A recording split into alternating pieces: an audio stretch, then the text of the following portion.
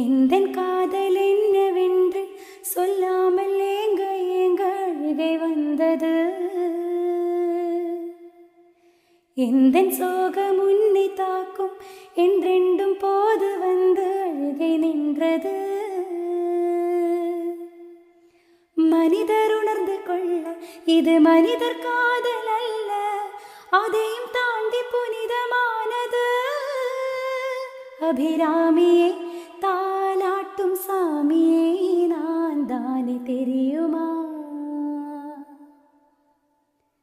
சிவகாமியே சிவனில் நீயும் பாதியே அதுவும் உனக்கு புரியுமா?